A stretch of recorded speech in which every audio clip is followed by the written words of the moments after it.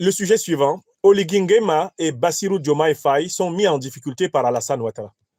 Mahamat Idriss Déby Itno, le président maréchal du Tchad, lui, il est un peu en avance. Il n'est pas dans le piège de Ouattara. Alors, c'est un sujet qui peut vous paraître un peu tiré par les cheveux. En quoi Oligui Nguema du Gabon et Bassirou Diomaye Faye sont-ils mis en difficulté par Alassane Ouattara?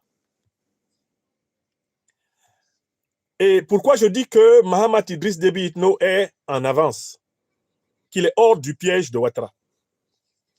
La raison est la suivante.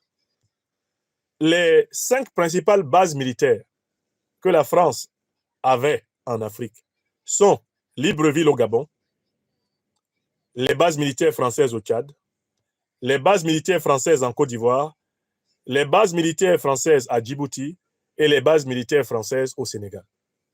C'est ça qu'on a appelé pendant très longtemps le pré-carré de la France. Parce que tous les pays d'Afrique francophone étaient réputés encerclés militairement par les armées françaises. Ils étaient pris dans cette espèce de carré long, de rectangle, où les troupes françaises quadrillaient littéralement l'Afrique francophone, c'est-à-dire les anciennes colonies françaises d'Afrique. Et à travers tout ce précaré étaient disséminées des micro-petites bases permettant d'assurer le contrôle sur les dirigeants vassaux de ces pays-là, de maintenir la puissance de la monnaie péage et monnaie d'escroquerie du franc CFA, l'influence culturelle, le contrôle diplomatique et la soi-disant grande puissance de tenante de la plume au nom de l'Afrique au Conseil de sécurité des Nations Unies pour la France. Bon. Quand vous regardez le dispositif tel qu'il est aujourd'hui, vous vous rendez compte que Alassane Dramane Ouattara a fait quelque chose. C'est qu'il a essayé d'aider ses patrons néocolonialistes à simuler une fermeture, un retrait de l'armée française qui s'est avéré une ruse, un camouflage du maintien de l'armée française. En ce faisant, Alassane Dramane Ouattara a permis à l'opinion, pas seulement ivoirienne, africaine, mais internationale, de regarder de très près ce qui se passe au Sénégal et ce qui se passe au Gabon. Parce que Alassane Ouattara a été pris la main dans le sac du mensonge lorsqu'il a prétendu que les troupes françaises se retiraient de Côte d'Ivoire, alors qu'il s'agit juste d'un transfert symbolique de la base militaire de Port-Boué, le 43e BIMA, sous le commandement de l'armée ivoirienne, qui elle-même demeure sous le commandement de l'OTAN, c'est-à-dire entre autres de l'armée française. Ce jeu de passe-passe, ce tour de passe-passe a été heureusement saisi par nos analyses.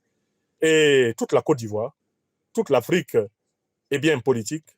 Le monde entier savent qu'en Côte d'Ivoire, ce n'est pas un retrait militaire français, mais il s'agit d'une réorganisation du dispositif militaire français. En Côte d'Ivoire, on a vu très clairement la stratégie élaborée par le président Macron qui consiste à déguiser les troupes françaises en troupes civiles, en compagnie militaire de sécurité, donc en troupes mercenaires, à rendre invisible la présence des troupes officielles françaises, donc tout en augmentant la présence invisible. La présence visible va être diminuée, mais de l'autre côté, on augmente la présence invisible. En Côte d'Ivoire, ça a été vu très clairement. D'autant plus que dans son audition en février 2024 devant la Commission de la Défense et de la Sécurité de l'Assemblée nationale, l'ancien sous-chef d'état-major de l'armée française, par ailleurs maintenant président d'une compagnie de mercenaires appelée GEOS, le général Didier Castres, a été très clair et il a expliqué que militairement, la France continuait à contrôler le port autonome d'Abidjan, l'aéroport d'Abidjan et pratiquement toute la région de l'Omo Nord à travers désormais des compagnies armées privées, des compagnies de sécurité privées, c'est-à-dire des compagnies mercenaires à la tête desquelles il était. Et que c'est ce modèle d'invisibilisation de l'armée française sur le continent africain qui désormais était viable. Le général Didier Castres a dévoilé en plein jour ce plan. Le deuxième à avoir dévoilé ce plan, c'est le représentant spécial du président français en Afrique, l'ancien secrétaire d'État, Jean-Marie Bockel. Monsieur Bockel a publiquement dit qu'en septembre 2023, la France avait été capable de mobiliser 2000 hommes à partir de la Côte d'Ivoire pour intervenir militairement au Niger et tenter d'y restaurer le vassal france-africain notoire, Mohamed Bazoum, le junteur de Niamey qui a fait boum. En le disant, Jean-Marie Bockel avouait donc qu'en 2024, la France n'avait pas renoncé à sa politique interventionniste en Afrique, mais qu'elle avait décidé de la déguiser sous la forme d'intervention éclair sur le modèle de celle qui a été envisagée en septembre 2023, mais qui a été contrecarrée justement par la création de l'Alliance des États du Sahel et par l'alliance géopolitique, géostratégique entre le Mali, le Burkina Faso, le Niger et la Fédération de Russie notamment. Donc, pour revenir ici, on voit que Oligui Nguema et Bassirou Diomaye Faye sont mis en difficulté comment? Ils sont mis en difficulté parce que c'est la même stratégie qu'ils veulent mettre en place avec Paris, au Gabon et au Sénégal. Alors qu'ils étaient en train, en tout cas notamment pour Bassirou Diomaye et Sonko, de faire de grandes déclarations ayant pour but de soulager les aspirations panafricanistes populaires du peuple sénégalais, voilà que les maladresses de Ouattara, la grossièreté de Ouattara qui a révélé tout le stratagème, font que désormais, Sonko et Diomaye ne vont pas pouvoir tromper les Sénégalais. Ils ne vont pas pouvoir tromper les Sénégalais parce que maintenant, les Africains regardent et demandent que soit respectée la typologie élaborée par le docteur des preuves. La typologie entre les vrais et les faux retraits. Que dit cette typologie entre les vrais et les faux retraits? C'est une typologie en 4 points. Qu'est-ce que c'est qu'un vrai retrait des troupes néocolonialistes et impérialistes? Et qu'est-ce que c'est qu'un faux retrait? Je l'ai démontré dans le document publié aujourd'hui même. Un document que vous retrouverez aisément sur toutes mes pages. Un véritable retrait des troupes néocolonialistes et impérialistes en Afrique remplit 4 conditions. Première condition, rupture des accords de coopération militaire et de défense avec les anciennes puissances coloniales et les puissances impérialistes en Afrique. Donc, rupture des accords. Or, vous voyez que ni la Côte d'Ivoire, ni le Gabon, ni le Sénégal n'ont rompu les accords de coopération militaire et de défense avec la France.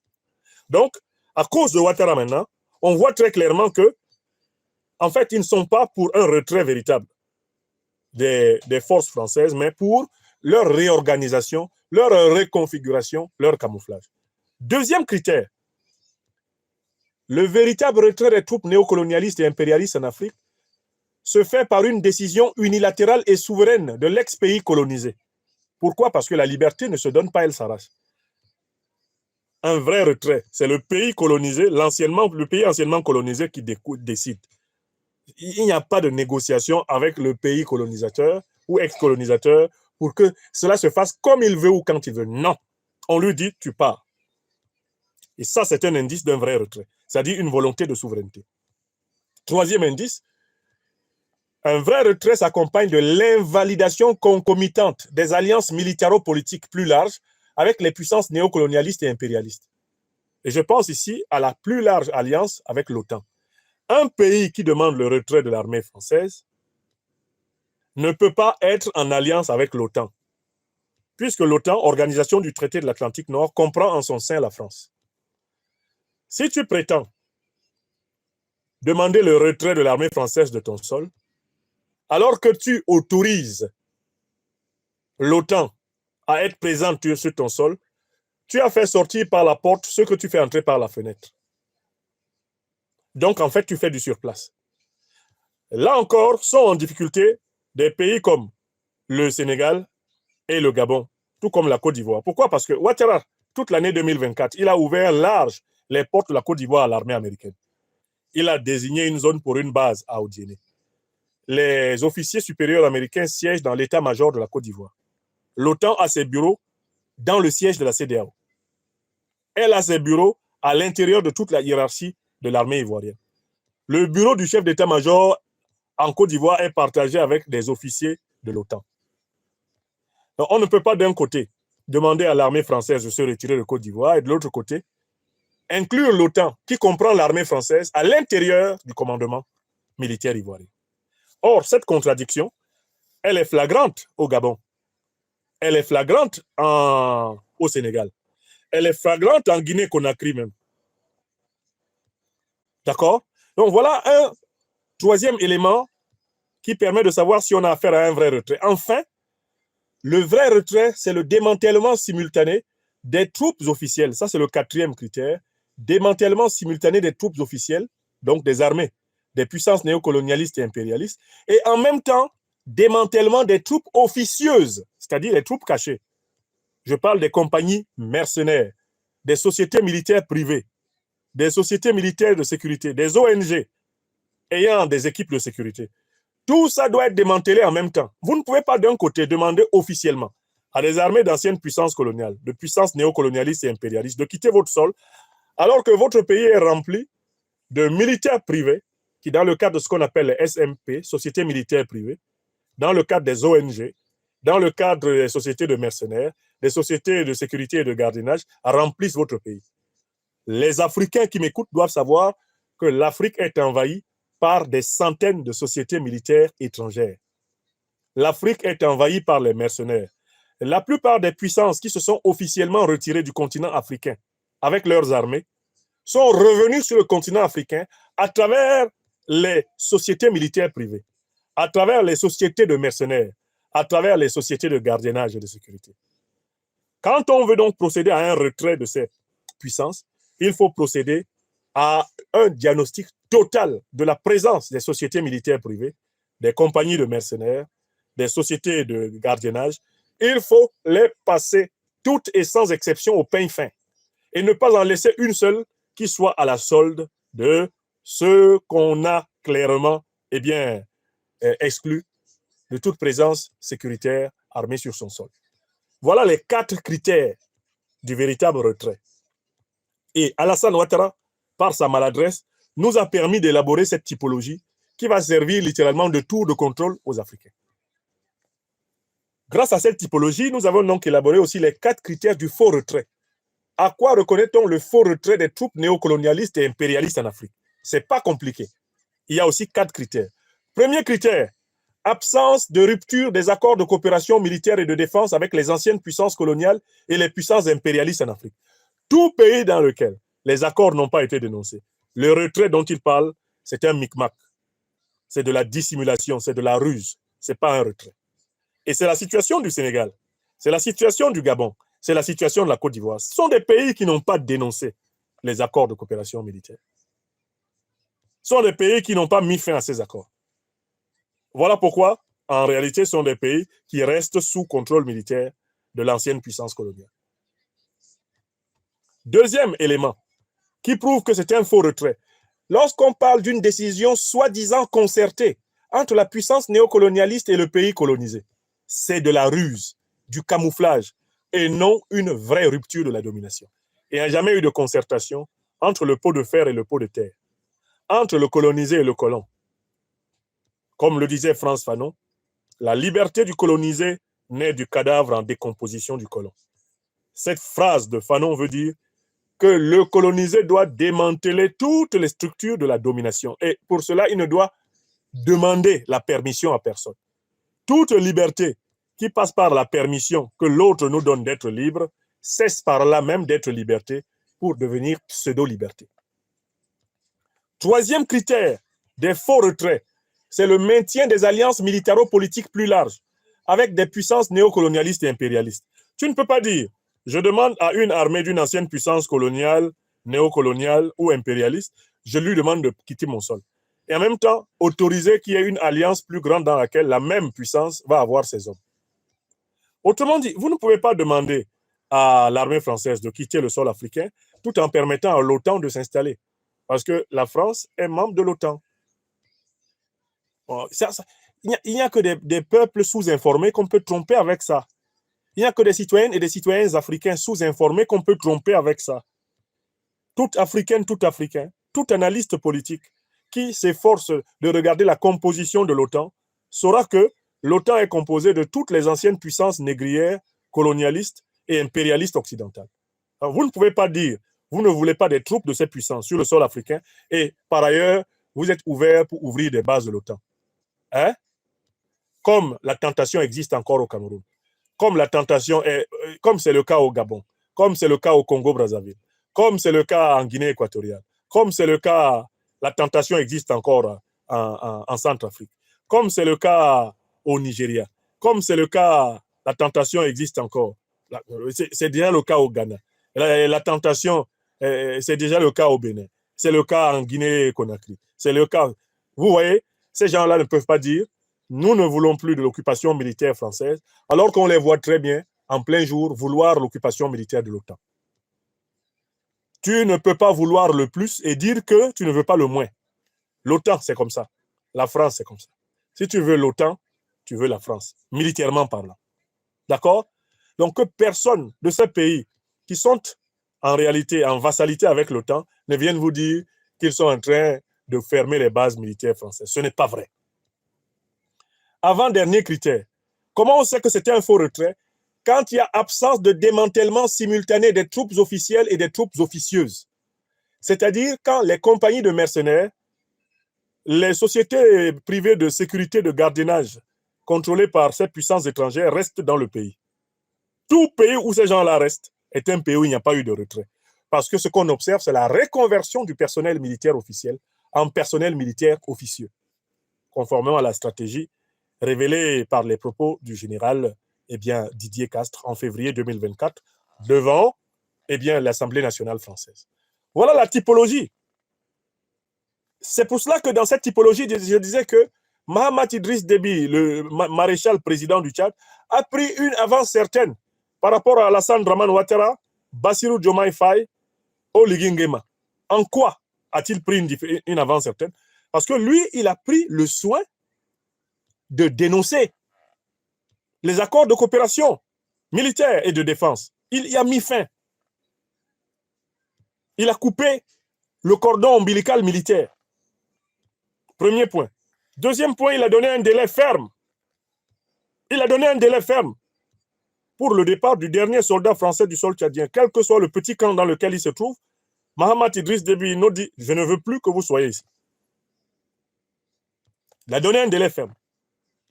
Troisième critère, il est en train de comprendre la nécessité de diversifier son partenariat géostratégique et géopolitique.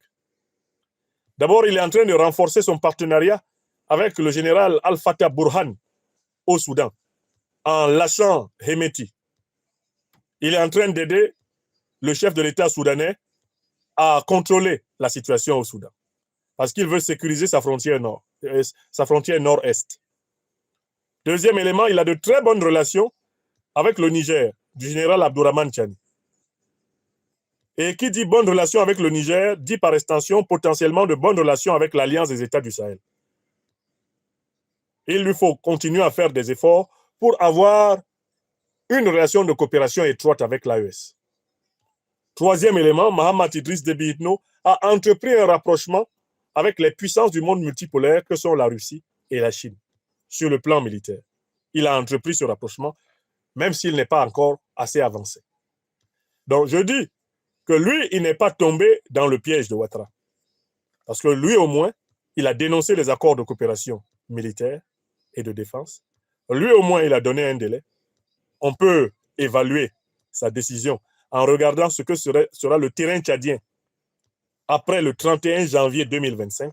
On va pouvoir voir s'il y a encore des troupes de l'ancienne puissance coloniale sur son sol. Et on pourra donc littéralement évaluer sa décision à l'aune de cette réalité. Voilà pourquoi j'ai dit, Alassane Ouattara, par sa grossièreté, par sa manœuvre tellement facile à lire, c'est tellement cousu de gros fils blancs que tout le monde a vu. En réalité, en Côte d'Ivoire, ce n'est pas un retrait. Alassane Ouattara a foutu en l'air l'espoir de Bassirou Diomaye Diakhar Faye et de son co de nous enfumer. Il a foutu en l'air l'espoir d'Oligui Nguema de nous enfumer. On sait que tant que ces gens-là n'auront pas dénoncé les accords de coopération et de défense, il n'y a pas de retrait. On sait que tant qu'ils n'auront pas retiré les compagnies militaires privées, les sociétés de mercenaires des puissances occidentales leur sol, il n'y a pas de retrait. On sait que ces gens-là, tant qu'ils seront en train de parler de concertation avec les puissances coloniales, ce n'est pas pour le vrai retrait. On sait que ces gens-là, tant que leurs appareils d'État seront contrôlés par des hommes politiques qui sont en allégeance avec le néocolonialisme français et l'impérialisme occidental, comme c'est le cas par exemple du général Biram Diop, ministre de la Défense du Sénégal, tant que ce sera le cas, vous pouvez courir. Il n'y aura pas de véritable retrait dans ce pays.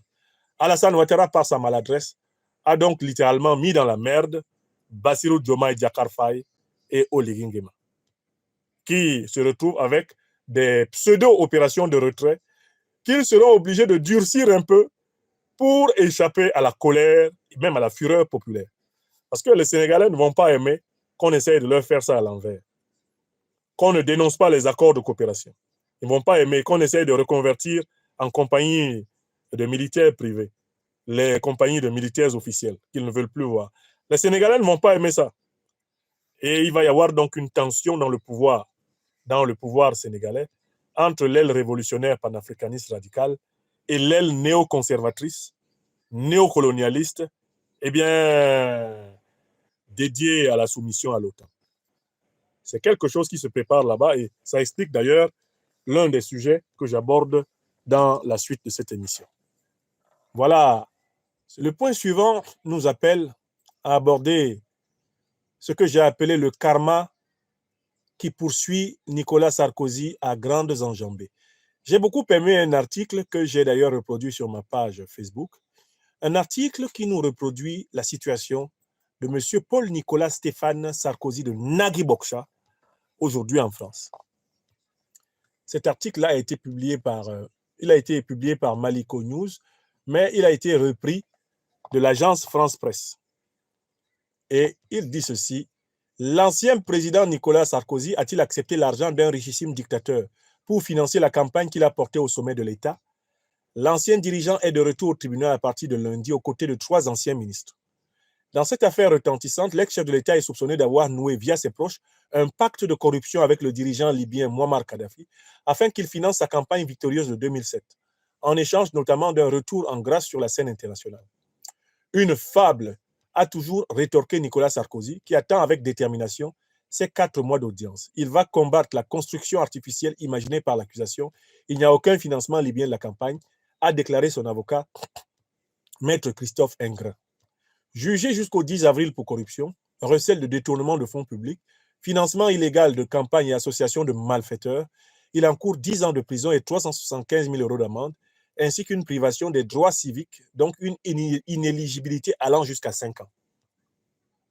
Pour la première fois, l'ex-chef de l'État comparaîtra avec un casier judiciaire, 3 semaines après avoir été définitivement condamné pour corruption dans une autre affaire à 1 an de prison ferme sous bracelet électronique. Après 10 ans d'investigation, 2 juges ont estimé en août 2023 les charges suffisantes pour envoyer devant la justice 12 hommes, dont les anciens ministres Claude Guéant, Brice Hortefeux et Éric Woerth. Le tribunal va explorer un dossier foisonnant et se plonger dans une époque révolue, celle où la Libye était dirigée depuis plus de 40 ans par Muammar Kadhafi. L'affaire débute par l'accusation fin 2005 à Tripoli, lors d'une rencontre officiellement consacrée à l'immigration irrégulière entre le colonel Kadhafi et Nicolas Sarkozy, alors ministre de l'Intérieur, qui se rêve candidat à l'élection présidentielle de 2007. Un pacte s'est conclu, selon l'accusation, qui s'appuie sur les déclarations de 7 anciens dignitaires libyens, sur les déplacements discrets avant et après de Claude Guéant, directeur de campagne présidentielle de Sarkozy, et Brice Hortefeux, fidèle de l'ex-président, mais aussi sur les carnets de l'ex-ministre libyen du pétrole, Choukri Ghanem, retrouvé noyé dans le Danube en 2012. Les contreparties supposées, d'abord une réhabilitation internationale. M. Kadhafi sera accueilli en grande pompe par Nicolas Sarkozy, tout juste élu président lors d'une visite controversée à Paris, première depuis 3 décennies. Mais aussi la signature de gros contrats et un coup de main judiciaire à Abdallah Senoussi, directeur de renseignement libyen condamné à perpétuité en son absence en France pour son rôle dans l'attentat du DC-10 d'Utah en 1989 qui a coûté la vie à 170 personnes, dont 54 Français. Une vingtaine de proches sont partie civile au procès. Parmi les prévenus figurent 2 hommes de l'ombre rompus aux négociations internationales parallèles, l'homme d'affaires franco-algérien Alexandre Djouri et le franco-libanais Ziad Takedine, aujourd'hui en fuite au Liban. Sur un compte de ce dernier ont été retrouvés 3 virements des autorités libyennes pour 6 millions d'euros. Il a aussi décrit des valises remises à Claude Guéant contenant de grosses coupures. Les investigations ont par ailleurs montré que des espèces d'origine inconnue avaient circulé au QG de la campagne de Sarkozy. Éric Woerth, trésorier à l'époque, rétorquera qu'il s'agissait de dons anonymes pour quelques milliers d'euros seulement. Alexandre Djouri devra entre autres s'expliquer sur la rocambolesque infiltration hors de France de Béchir Saleh, l'ancien directeur de cabinet de Kadhafi, dans l'entre-deux tours de la présidentielle de 2012.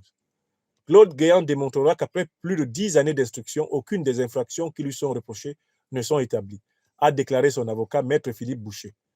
El Ghozi, dénonçant une somme d'assertions, d'hypothèses et autres approximations.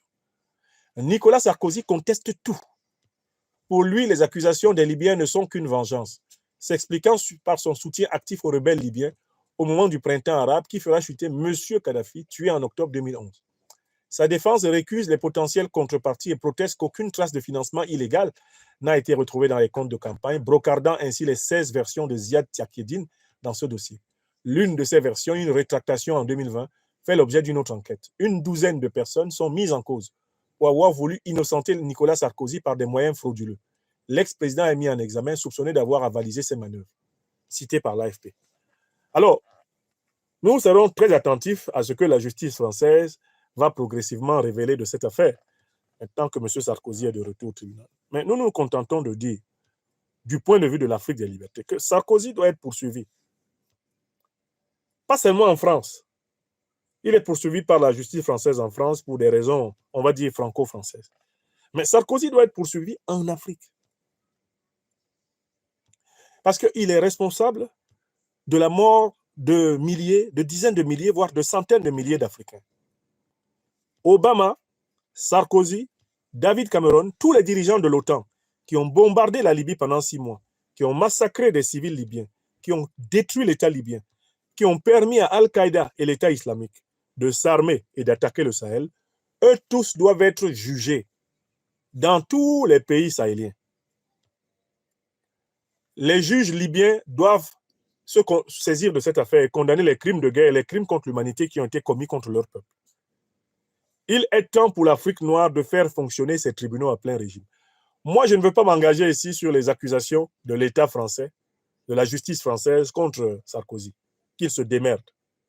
Mais je m'engage dans les accusations des peuples africains contre Sarkozy.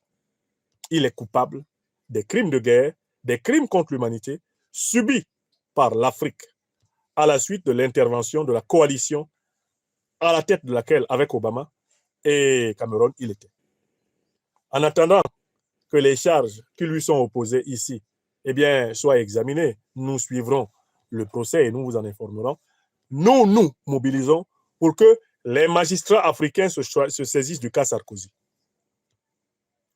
Ce n'est pas possible que les Sarkozy, les Merkel, les Obama, tous ceux qui ont participé au grand massacre de 2011 en Afrique, ce n'est pas possible qu'ils ne soient pas cités devant les tribunaux africains. Magistrats africains, dirigeants africains, prenons la responsabilité. Ayons le courage de prendre la responsabilité de juridiciser les grandes tragédies que le continent a subies. Il est temps d'ouvrir les procès de la traite négrière, les procès des crimes de guerre, des crimes contre l'humanité, des déportations, des génocides, les procès des discriminations coloniales. Il est temps que toutes les grandes agressions subies par l'Afrique à travers les siècles pour lesquels nous possédons des archives évidentes, il est temps pour ces grandes agressions d'entrer dans les tribunaux africains. C'est ce que je voulais dire en regardant les déboires de Sarkozy. Je conclurai en disant au président Emmanuel Macron, le dictateur qui me persécute en France, que le sort de Nicolas Sarkozy n'est rien à côté de celui qui l'attend quand lui ne sera plus président. Mon œil de visionnaire me permet de savoir que le président Macron sera davantage traîné devant la justice que le président Sarkozy. Quand il n'aura plus les pleins pouvoirs et l'immunité que lui confère le fauteuil de l'Élysée, le président Macron sera traîné devant les tribunaux de France. Et il y aura plusieurs scandales à son passif qui lui rendront impossible la vie après la présidence de la République. Il gagnerait à prendre conscience du fait que ce qui arrive à Sarkozy n'est qu'une pâle image de ce qui lui l'attend. Je le dis, nous sommes le 3 janvier 2025. À tous ceux qui persécutent les Africains innocents, à tous ceux qui injustement traquent les Africains, leur mènent la vie la plus dure possible.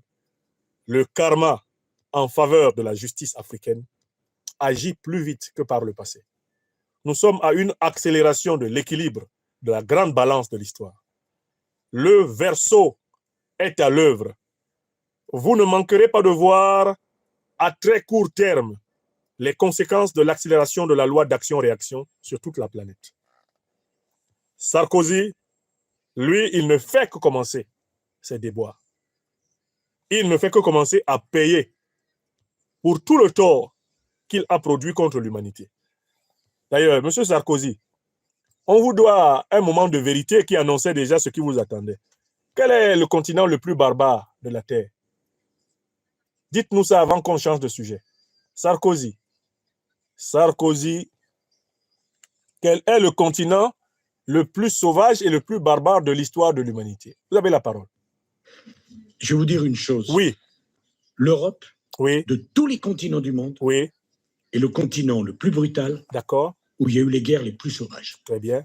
C'est pas l'Afrique, c'est pas l'Asie. Oui. C'est l'Europe. OK. Et je vais vous dire autre chose. Ouais. C'est pas au Moyen-Âge. Ouais. C'est au XXe siècle. Merci. C'est en Europe qu'on a exterminé les Juifs. Ouais. C'est en Europe qu'on s'est battu. Ouais. Quand on a dit, avec la guerre russo-ukraine, c'est le retour de la guerre qu'on n'avait pas vue, oui, c'est une stupidité. Oui. Puisqu'on a oublié la Bosnie. Tout à fait. Comme vous oubliez la Libye.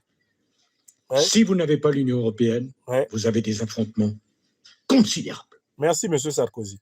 Bon, ce qui est important, vous reconnaissez que politiquement, l'Europe est le continent le plus sauvage et le plus barbare de l'histoire de l'homme. Mais vous avez oublié au passage que cette sauvagerie et cette barbarie ont trouvé en vous l'un de leurs plus illustres serviteurs, Sarkozy. Car ce que vous avez fait en Libye en 2011, c'est un immense acte de barbarie et de sauvagerie. Vous n'en parlez pas. Vous ne parlez pas de ce que vous avez fait en Côte d'Ivoire, vous, Sarkozy. Vous n'en parlez pas, mais c'était des actes de barbarie et de sauvagerie que vous avez posés, n'est-ce pas? Vous avez dit que vous avez vitrifié Laurent Gbagbo, n'est-ce pas? Vitrifié. Hein? Donc, Sarkozy, regardez bien ce qui se passe. Hein. Vous voyez, ce qui commence là n'est rien à côté de ce qui vous attend. Et tous ceux qui se sont amusés à faire des Africains leur chair à canon vont, eh bien, goûter dans leur propre chair les affres de la méchanceté qu'ils ont semées dans les siècles des siècles. Ça, il faut qu'on vous le dise clairement, M. Sarkozy. Il ne vous sera pas facile de passer entre les gouttes des conséquences de vos actes. C'est trop facile de nous parler de barbarie alors qu'on en est un.